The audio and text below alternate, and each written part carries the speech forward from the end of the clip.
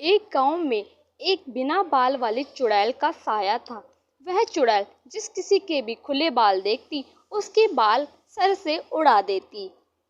एक दिन हरिया की पत्नी विमला अपने बाल संवार रही होती है। हरिया आता है और उसे देखकर हैरान होता है। अरे ओ विमला, तुम्हें पता है पूरे गांव में जो कोई भी औरत खुले बाल करके रहती है चुड़ैल उसके बाल काट ले जाती है, और तुम पागल वागल हो गई हो क्या?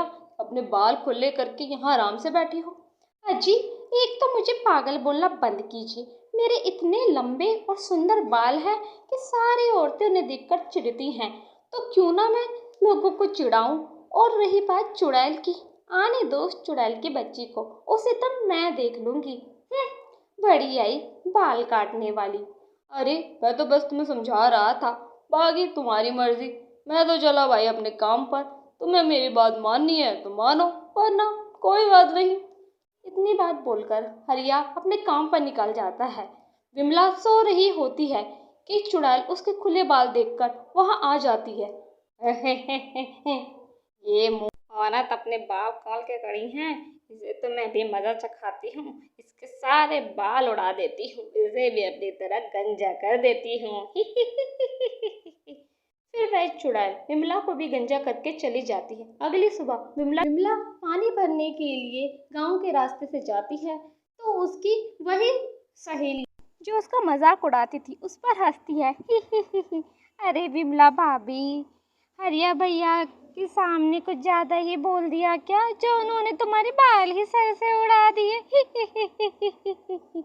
देखो तो देखो, तुम बिना बालों के कैसी लग रही हो। फिर दूसरी औरतें भी उस पर हंसने लगती है। अरे जाओ रे जाओ पुष्पा, तुम तो वैसे भी मेरे बालों को देखकर चिढ़ती थी, मेरे बाल है ही इतने सुंदर।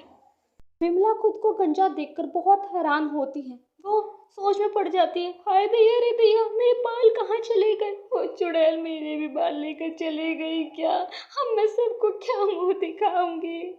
फिर विमला रोते रोते अपने घर की तरफ भागती है। विमला का पति भी आ जाता है। विमला को रोते देख वह बोलता है, अरे दैया, बोला था ना बालों को खुले मत छोड़ो। ले गई ना वो नास पिटी चुड़ैल तुम्हारे भी बाल सर से उड़ाकर। अब बोलो, अब क्या बोलती हो तुम? अरे मुझे पता नहीं था कि मेरे बाल वो चुड़ैल ऐसे उड़ा ले जाएगी। अब मैं क्या करूं, किसी को मुंह दिखाने लायक नहीं रही। फिर अगले दिन गांव की एक और औरत जिसका नाम पुष्पा होता है अपने बाल खुले करके सो रही होती है। चुड़ैल उसके घर पे आ जाती है। इस औरत को मेरा बिल्कुल भी डर नहीं है, ये अपने बाल खुले करके सो रही है। इसे तो मैं अपनी तरह अभी गंजा कर देती हूँ, इसके सारे बाल उड़ा देती हूँ। फिर चुड़ैल पुष्पा के भी सारे बाल उड़ा देती है। पुष्पा भी गंजी हो जाती है।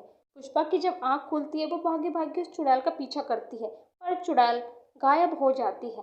पुष्पा जोर जोर से रोती, अरे कोई पकड़ो रे पकड़ो इस चुड़ैल को, मेरे बाल उड़ा ले गई, मुझे गंजा कर ले गई। अरे कोई इस नास बेटे चुड़ैल को पकड़ो, कोई मेरी मदद करो, इसने मेरे सारे बाल उड़ा लिए। फिर पुष्पा का पति किशन, फिर दो आदमी किशन के घर आ जाते हैं। किशन जोर जोर से रोने लगता है। अरे क्या हुआ किशन भाई, क्यों रो रहे हो इतने जोर जोर से? मेरी पत्नी पुष्पा आधी रात पता नहीं कहाँ गायब हो गई है, मुझे बिना बताए कहाँ चले गए मेरी पत्नियाँ। अरे भाई ये तो खुशी की बात है। हम तो सोचते हैं हमारी पत्नी हमारा पीछा छोड़े, और तुम्हारी पत्नी ने छोड़ दिया तो तुम रो रहे हो। ये भी कोई बात है भाई किशन। फिर विमला वहां आ जाती है। बेशर्मो, तुम्हें शर्म नहीं आती? एक तो उसकी पत्नी गायब हो गई, ऊपर से तुम खी खी खी खी खी हंस रहे हो। अरे भाई हमें माफ करना।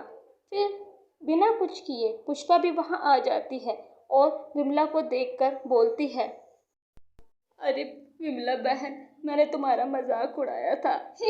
अरे कोई बात नहीं, तुम भी गंजी हो गई, तुम्हें भी चुड़ैल ले गई तुम्हारे बालों को उड़ाकर। फिर पुष्पा को अपनी गलती का एहसास होता है।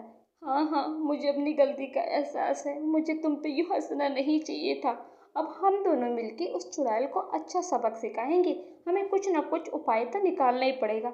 हाँ बहन, तुम सही कह रही हो, हमें इस चुड़ैल का कुछ ना कुछ तो करना ही पड़ेगा, वरना यूं ही गांव की सारी औरतें गंजी होती रहेंगी। हाँ भैया, हमें कुछ न कुछ हल तो निकालना ही होगा। फिर पुष्पा और विमला अगले दिन एक साथ बैठकर बातें कर रही होती हैं। गांव के दो व्यक्ति उनके पास आते हैं। अरे बहनों, तुम्हारी जिस किसी ने भी ये हालत की है उसे हम नहीं छोड़ेंगे। पर पुष्पा और विमला उन दोनों की बातें बिना सुने ही चली जाती। अरे भाई, मैंने कुछ गलत कह दिया क्या कि ये दोनों बहनें हमारी बातें सुने बिना ही चली गई हैं? अरे भाई छोड़ो, भलाई का तो कोई जमाना ही नहीं है। हम तो सिर्फ उनकी मदद करना चाहते थे, पर उन्होंने हमारी कोई बात सुनी ही नहीं और मुंह फुला के चले गई। छोड़ो भाई छोड़ो, आजकल तो किसी की मदद करना ही बेकार है।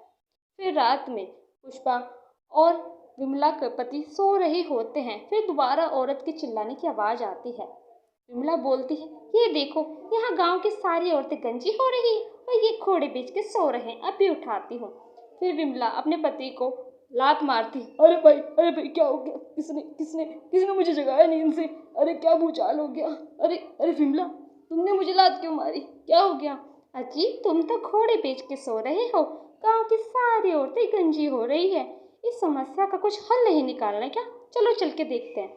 फिर विमला उसका पति बाहर आते हैं तो गांव की एक और औरत रोते हुए अपनी दास्तां बताती है कि किस तरह चुड़ैल उसे भी गंजा कर गई। वह रात में सो रही होती है और आँख खुली तो खुद को गंजा पाया। हाँ बहन, ये सब हुआ मेरे साथ। वो चुड़ैल मुझे भी गंजा कर ले गई। फिर पुष्पा बोलती है, अरे बहन चिंता मत करो, हमें जरूर इस समस्या का हल निकालना ही पड़ेगा, वरना सारी गांव की औरतें गंजी होके हमारी तरह यूं ही घूमेंगी। वह तीनों औरतें बात ही कर रही होती है कि पवित्रा अपने खुले बाल करके आती है और सीधा अपने घर में चली जाती है बिना कुछ पूछे। विमला को बहुत अजीब लगता है। अगले दिन विमला पवित्रा के घर जाती है और उससे बातें करती है।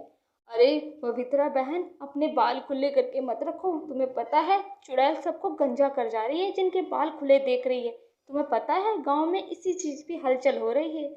अरे बहन, मुझे क्या पता होगा, मैं तो कई दिनों से बीमार पड़ी हूँ, मुझे कोई खबर नहीं गांव में क्या चल रहा है। पवित्रा की बात सुनकर विमला को अजीब लगता है और वो चली जाती है। वो घर जाके अपने पति को सारी दास्तां बताती है। अरे मुझे तो लग रहा है ये पवित्रा कुछ गड़बड़ कर रही है, अपने खुले बाल करके घूम रही है और चुड़ैल ने अभी तक गंजा भी नहीं किया। कुछ तो गड़बड़ है भाई, पता करना ही होगा। हम चारों मिलकर पवित्रा के घर पर नजर रखते हैं। फिर शाम को वे चारों पवित्रा के घर की नजर रखते हैं। रात को जोर जोर से डरावनी आवाजें आने लगती है पवित्रा के घर से। फिर वे चारों बहुत डर जाते हैं। पुष्पा का पति बोलता है, अरे भाई कुछ गड़बड़ लग रही है, लग रहा है चुड़ैल ने पवित्रा जी के भी बाल काट दिए हैं, तभी पवित्रा जी के घर से आवाज आ रही है। हाँ भाई, हमें चलना चाहिए, बहुत डर लग रहा है, वरना चुड़ैल हम चारों को नहीं छोड़ेगी। अभी तो औरतों को गंजा ही कर रही है, फिर मर्दों को भी गंजा करने लगेगी। चलो भाई चलो, चलते हैं। विमला को अपने पति की बात सुनकर बहुत गुस्सा आता है। अजी चलते हो या नहीं? रात में मैं ही चुड़ैल बन के तुम्हें गंजा कर दूंगी, वरना इतनी झाड़ू पड़ेंगी तुम्हें कि सोच भी नहीं सकोगे। चलो।